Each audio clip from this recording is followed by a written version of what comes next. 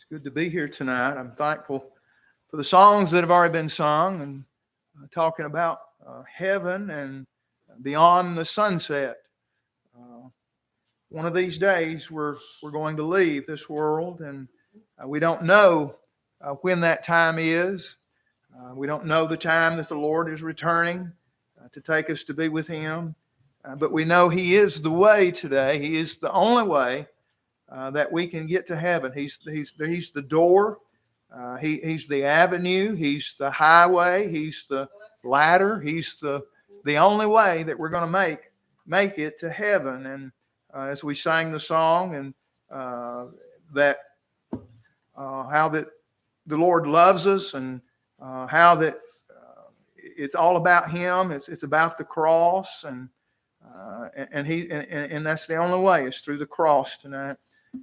If you'd like to stand with us in the reading, if you're able this morning or this evening, chapter number 3 of the book of Colossians, it says, "If you then be risen with Christ, seek those things which are above, wherein Christ sitteth on the right hand of God. Set your affections on things above and not things on the earth." And you may be seated. I just thought about this in the last few days. I thought about this scripture where it talked about setting our affections on things above. And in this scripture here, it talks about above a couple of times, the first 2 verses, and seek those things which are above, and set your affections on things above. And surely tonight, if we're going to have a smile on our face, if we're going to be a source of encouragement, if we're ever going to be able to help somebody else, or to be able to be a source of inspiration or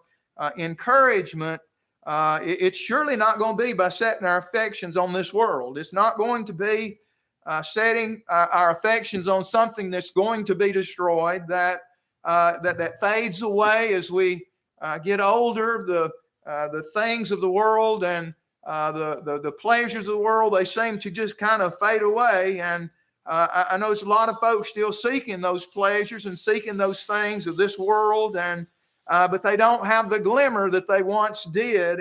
If we've been saved, they surely shouldn't have the same glimmer as what they once did in our lives and in our minds, and the base things, the fleshly things, these things here. It talks about to mortify the deeds of the body. In one place it says here it says, "Mortify therefore your members which are upon the earth." And it goes into and talking about the sins, the things that the world revels in and glories in, and this it says, "For which things' sake the wrath of God cometh on the children of disobedience." We were once disobedient. We were once walking away from the Lord, in this world and in the things of this world, and that's what the scripture said in verse 7, in which ye also walked sometime when you lived in them.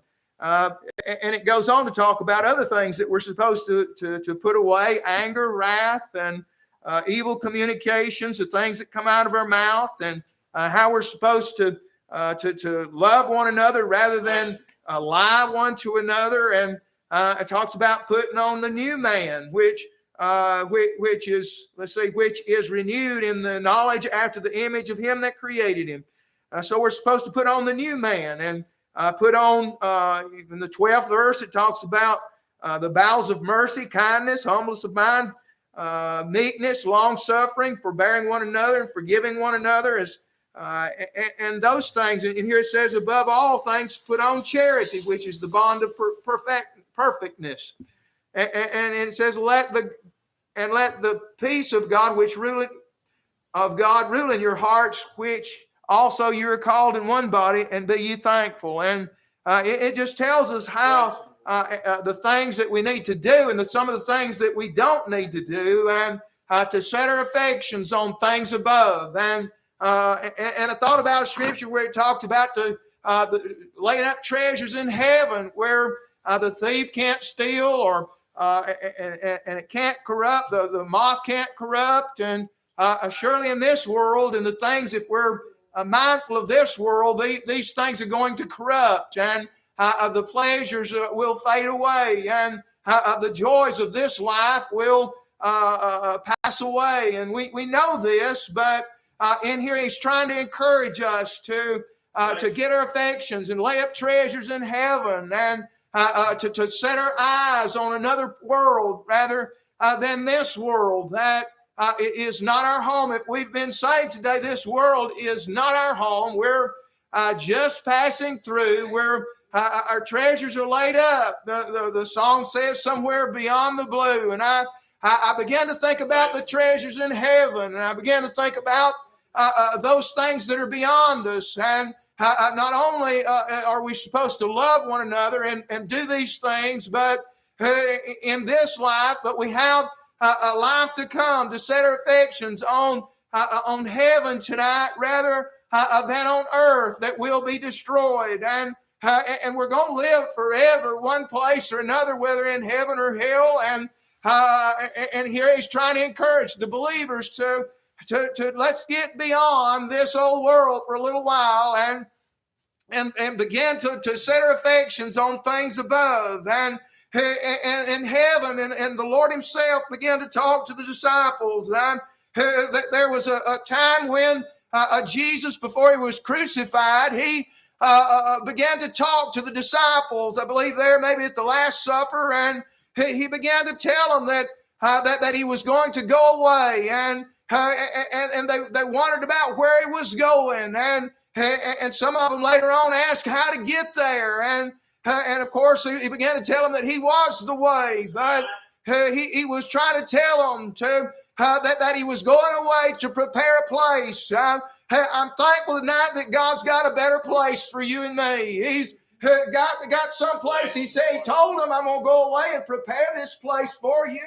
That where I am, that you can be too. That's where we'll be together one day after a while. And the Lord, he said, you believe in me, or believe in God, believe also in me. And he said that talked about there was many mansions. God's house, there's many mansions. A place to go to. And I began to think about going to heaven. And you think about all the things that the descriptions and revelations about the streets of gold, and how that there were walls of jasper and gates there, and Brother Sam, it was a place of security.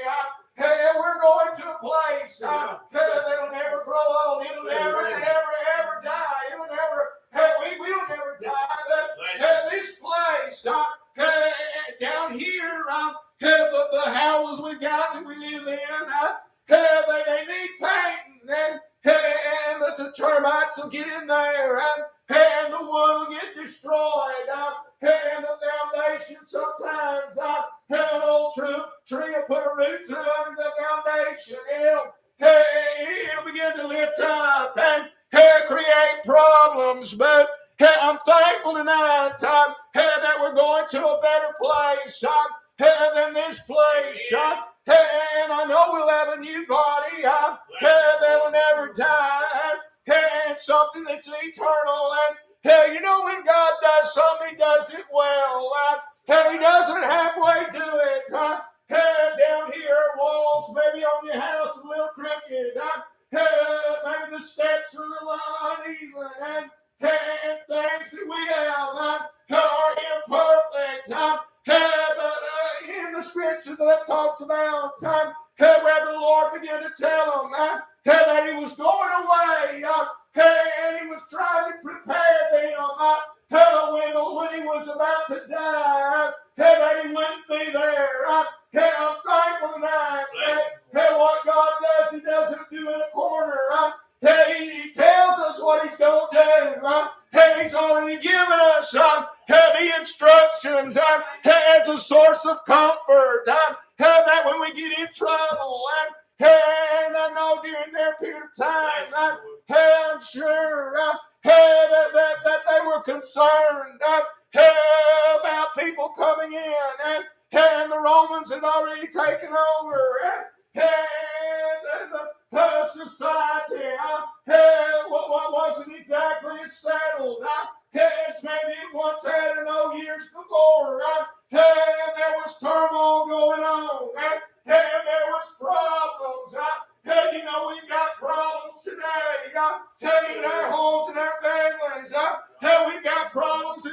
habitation and our dwelling places where we live.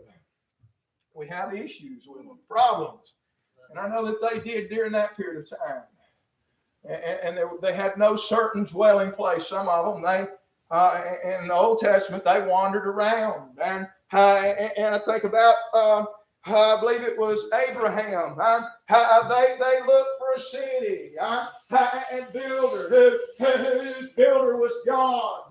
They were looking for a city as they wandered around in tents. You know, we're just wanderers here. We're not staying here. That's right. They looked for a city where his builder and maker was God. They were looking for a city.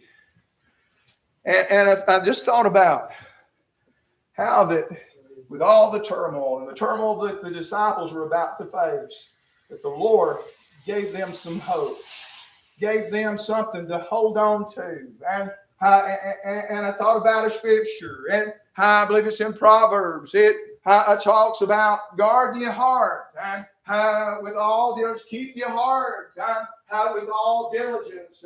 And tonight, when troubles come, just like the disciples, when they came to take the Lord, the Lord had already told them what was going to happen, and they really wasn't prepared. But God gave them everything they needed. The instructions to be ready of what was coming down their right way. That as Peter would be sifted and sweet, and there would be turmoil, and there would be earthquakes, and things going on, and that was what was going to happen at the Lord's death. And there would be trouble, and they would be fearful. In the day in which we live, God's given us all the instructions, and we're looking back, and they were looking forward, and the only guidance they had was the Lord and His instructions. And tonight, we're looking back to what's already happened as Christ gave Himself. That during that time of trouble, they had the instructions, but they didn't remember or maybe keep their heart. Those words that were put there. I'm trying to say tonight, God's given us some instructions. He's given us what He's done. He's gone to prepare a place that where He is, we can be also. Bless you. We're headed to a place. And we've already seen what's happened. They were looking and seeing the incident of where the Lord hung on the cross for them, and where He died, and they were fearful, and they didn't remember of the words maybe till later on. And I thought about the men on the way to Emmaus, and the Lord came up to them and began to talk to them, and they said, "Haven't you heard about the Lord, about Jesus, how a good man did good works, and He's died, and the Lord began to get on to them, try and begin to tell them about, don't you remember, about the things began to rehearse, that Christ would have to die. Tonight, God wants us to guard our hearts, to remember those things, and to take comfort tonight that God is going to prepare a place. We need to set our affections on these things, where God is and where Christ is tonight. That we're going to a city. God's prepared. And we need to set our thoughts and our affections on things above. Set our thoughts and affections no matter what's going on. And again, I thought about the disciples. They had a lot of turmoil as the Lord would be crucified, as the the soldiers would come and take the Lord, and they were caught and maybe off guard and not guarding what the Lord had said to them. But tonight, I just want to encourage us to set our affections and set our thoughts on heaven and mortify the deeds of the body, that we might live. And we're not so attached to this world because we're going to a city. We're going to a place. We're a place of security. You know, people want security in their lives and have hope and have peace in their lives. And the only way that we're ever going to have peace tonight is to set our affections on things above, and where the things of this world, they're going to be destroyed. They're going to fade away. And you know, we won't be so disappointed when troubles comes, when things get taken away, or sickness comes. You know, we'll set our affections on that heavenly place that God's going to prepare.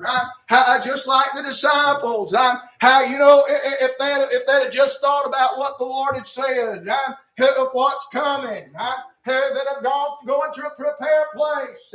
For you, a mansion. I'm thankful today I got a mansion in heaven, and you do too tonight.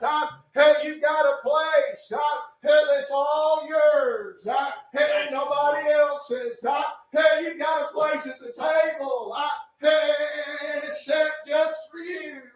I think of Mephibosheth. David went and got him. And brought him. Mephibosheth thought he was about to die. But David wanted to do good. And you know, the Lord wants to do us good tonight. He wants to let us know. He's already told us what was going to happen as he told them. And he's already told us what we need to know tonight. To prepare a place. He's going to prepare a place. A place under the table that's just for me. A place just for you. So many times we think, well, not me. Not me. I'm not worthy. Mephibosheth didn't think he was worthy either. He considered himself a dead dog. He didn't think that he was worth anything. Have you ever felt like you're just not worth anything? But you know the Lord loves us. He loves us. It's hard for us to understand how much love He has for us. Yes. But He's gone to prepare a place. And I believe that place is prepared tonight. I believe it's ready. And that's just my thinking. And ready for us to go in and walk on those streets of gold. And I don't see the problem with thinking about it in a physical way sometimes. And I know that there's the foundations of the disciples, and I know it's a secure place that's well founded. Jesus being the chief cornerstone of it, and built on the disciples and their works and their ministry. The words that are written in the Bible for these authors and writers. It's built on a solid foundation. They don't have to worry about an earthquake. We don't have to worry about a storm coming. We won't have to worry about the enemy coming in and taking over. There'll be nothing undefiled there. There'll be no sin there. There'll be no sorrow there. There'll be no dying there. There won't be anything that will bring harm. And so it's encouraging us to set our affections on this place. Set our affections on these things. This place that we're going. The security of the walls. And he talked about the walls of Jasper.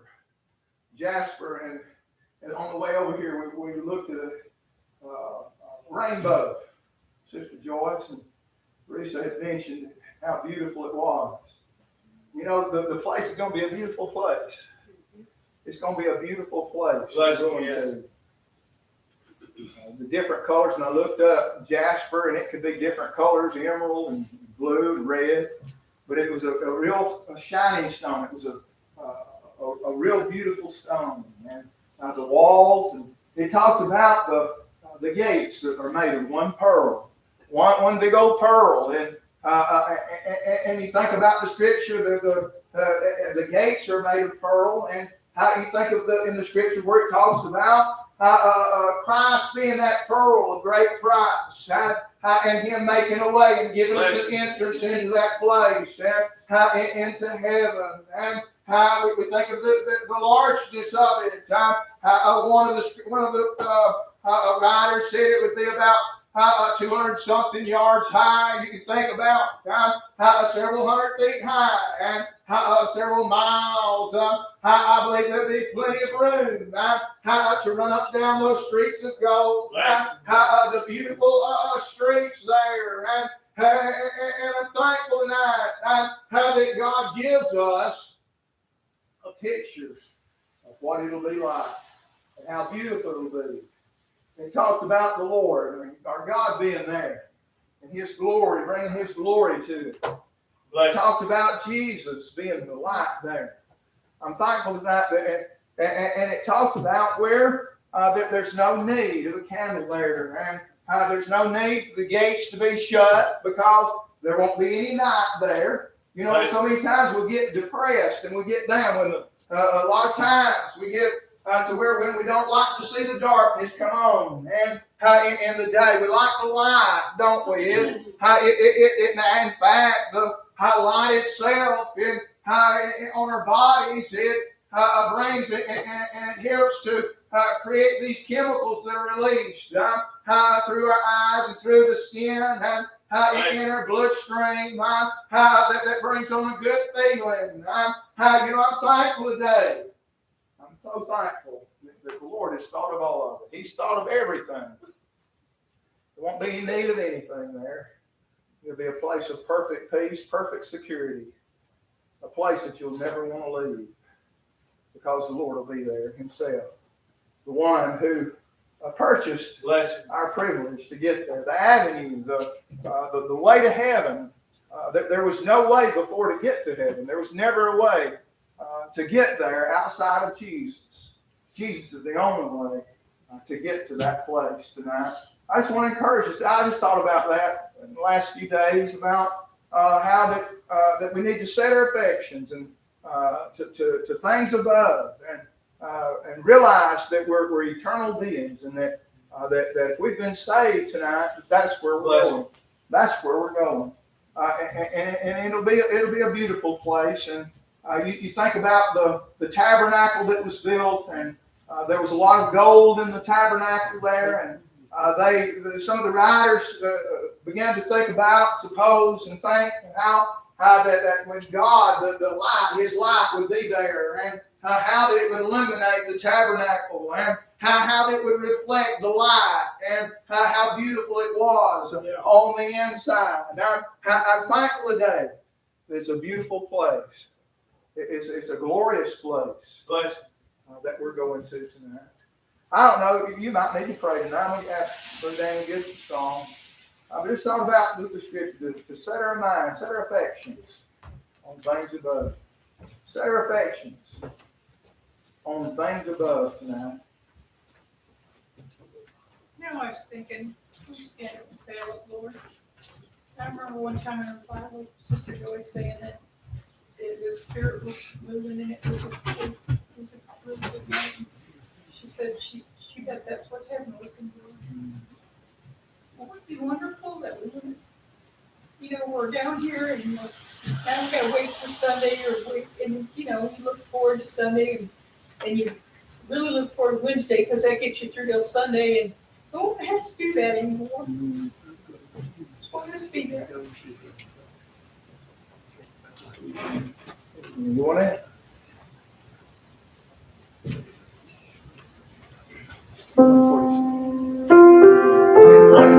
147. A little bit while we stand. 147.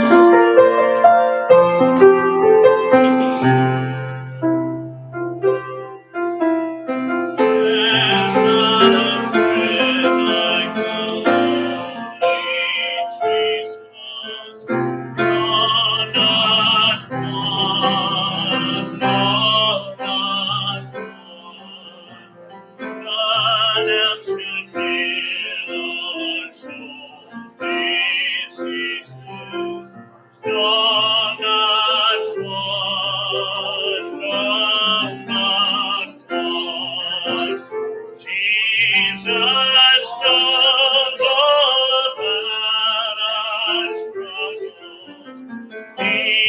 stand until the day's done.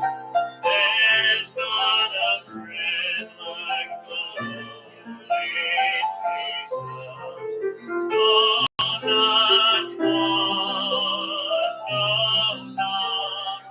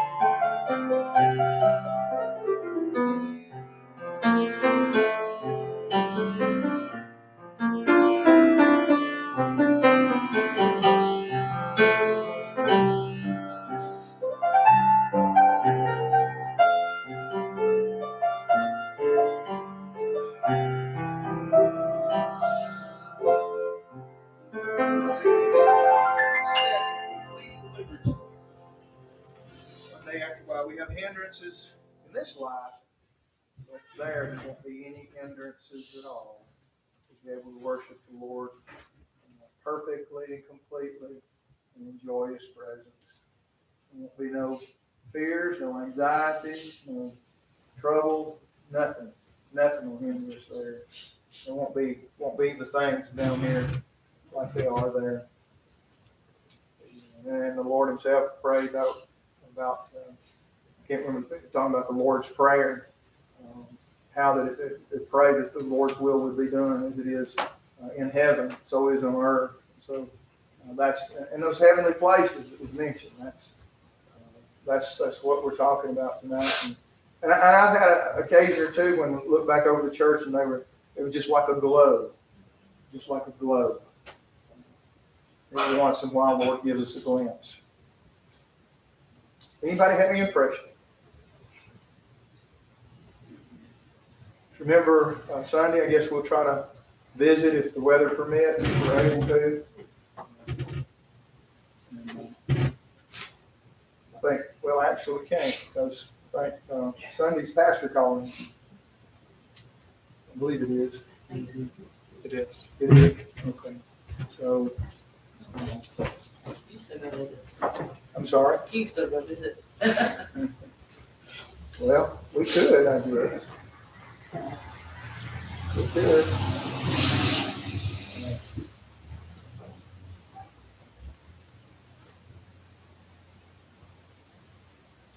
Whatever y'all want to do. I'm going to try to go visit.